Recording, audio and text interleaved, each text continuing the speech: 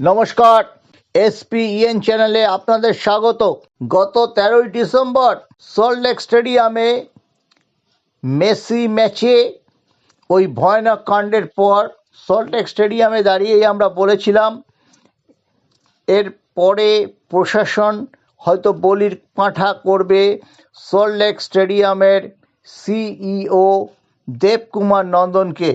যদিও দেবকুমার নন্দনের বাড়ি ভবানীপুরে, তার সাথে হটলাইন রয়েছে মুখ্যমন্ত্রীর, কিন্তু শেষ পর্যন্ত তাকে রেওয়াত করলেন না মুখ্যমন্ত্রী, যার হাতে এখন ক্রীড়া দপ্তর।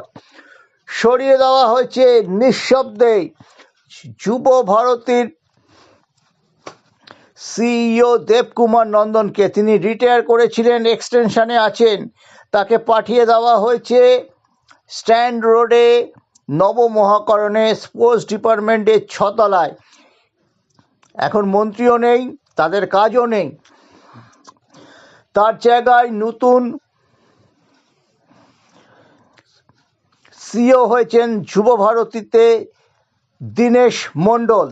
এই দীনেশ মণ্ডলের ব্যাপারে জানা গেল একটি বিশেষ কারণে বিভাগীয় তদন্ত হয়েছিল, যেটা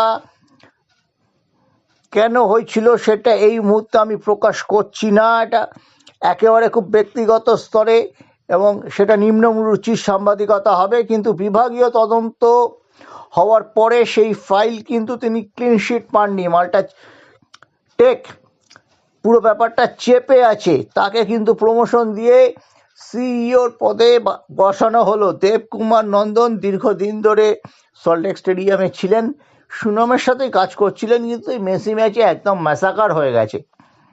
এই যে মাঠে 320 জন ঢুকলেন, এত লোকজন কেন ঢোকা হলো তার দায় তিনি এড়াতে পারেন না। ক্রীড়ামন্ত্রী পদত্যাগ করেছেন, তিনি এই মুহূর্তে আর ক্রীড়ামন্ত্রী নেই।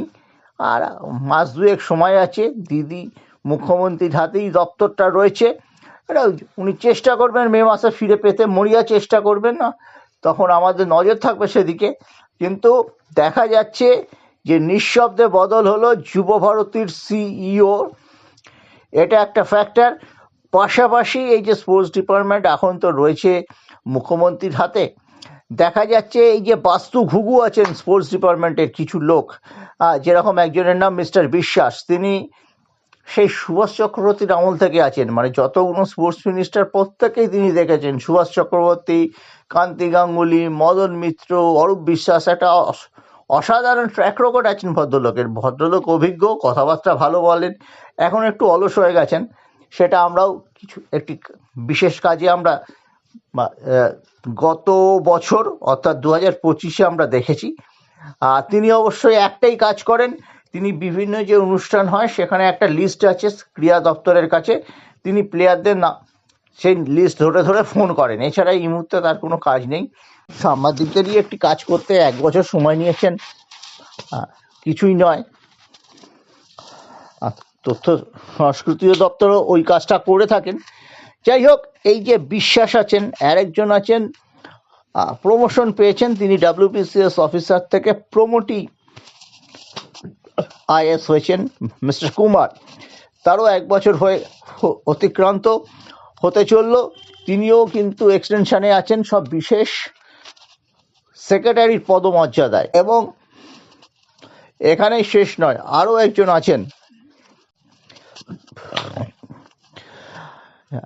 তিনি এই মুহূর্তে গিয়ে তৃতীয় জন হলেন আমাদের স্পোর্টস ডিপার্টমেন্টে মিস্টার বিশ্বাস, নন্দন, কুমার। এরা কি আর থাকবেন? মিস্টার নন্দন কতজন স্পেশাল সেক্রেটারি থাকবে একটা দপ্তরে, এদের কি আবার এক্সটেনশন হবে সেটা নিয়েও কিন্তু আলোচনা চলছে।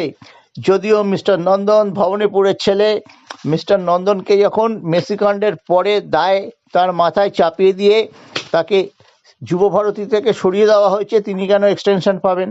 আর এই ভদ্রলোকরাই বা কেন পাবেন? নতুন প্রজন্ম ওয়েটিং লিস্টে আছেন, নতুন পদাধিকারীরা, তরুণ পদাধিকারীরা সুযোগ পান, এমনটাই চলছে পুরো ব্যাপারটা। কিন্তু মুখ্যমন্ত্রীর কোর্টে আছেন। আমাদের কাছে যে সুনির্দিষ্ট আপডেট এসেছিল সেটা আপনাদের জানিয়ে দিলাম। এই চক্রটার দায়িত্বে আছেন স্পোর্টস মেডিসিন সেন্টার, 25 কোটি টাকা ব্যয়ে এসএসকেএম হসপিটালে করা হয়েছে, সেখানে খেলোয়াড়দের চিকিৎসার ব্যবস্থা বিনা পয়সায় হওয়ার কথা, কিন্তু এই ভদ্রলোকরা প্লেয়ারদের এতটা ঘোরাচ্ছে এইসব আধিকারিকরা, এটা নিয়ে একটা ময়দানে প্রশ্ন রয়েছে। সব মিলিয়ে কিন্তু এই যে নিঃশব্দ পালাবদল যুবভারতীতে, এটা কিন্তু বড় ব্রেকিং, এবং সেটা কিন্তু মেসি কাণ্ডে নয়। অর্থাৎ মেসি কাণ্ডে মেসি এসে কি করলেন, ক্রীড়ামন্ত্রীকে বদল করে দিচ্ছেন, যুবভারতী সিওকে বদল করে দিলেন।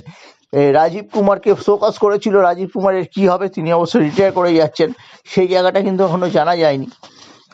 ইতিমধ্যে শতদ্রু দত্ত পেয়েছেন।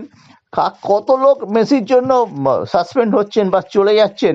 আমাদের রেফারি বেচারা রোহন দাশগুপ্ত, তাকেও সাসপেন্ড করলো আইএফএ, খামোকা সাসপেন্ড করলো। রোহন যদি শাস্তি পায়, মোহাম্মদ রফিকের পাওয়া উচিত, কিবু ভিকুনার পাওয়া উচিত, বিক্রমজিৎ সিং এর পাওয়া উচিত, তারা সবাই রেজিস্টার্ড প্লেয়ার।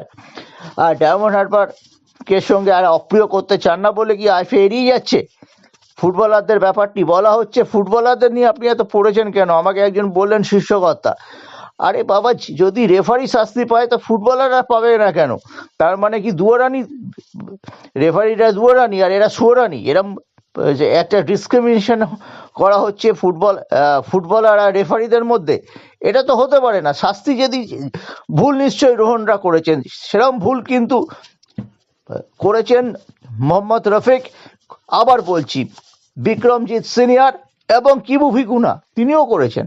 মেহতাব, এটা বিএসএল এর ব্যাপার। মেহতাব কিন্তু বিএসএল এ কোচিং করার সময় টিমটা ধরে নিয়েছিলেন, প্র্যাকটিসটা চলছিল, টুর্নামেন্টটা শুরু হতো, আর দুদিন পরে শুরু হয়েছিল। মেসি ম্যাচকে ডিস্টার্ব করতে চাননি, এই জন্য প্রশ্নগুলো কিন্তু মাথায় ঘুরপাক খাচ্ছে, সেটাই তুলে ধরলাম। এবং একটা নিঃসন্দেহে এটা বড় আপডেট, একটা ব্রেকিং নিউজ আপনাদের সামনে দিলাম।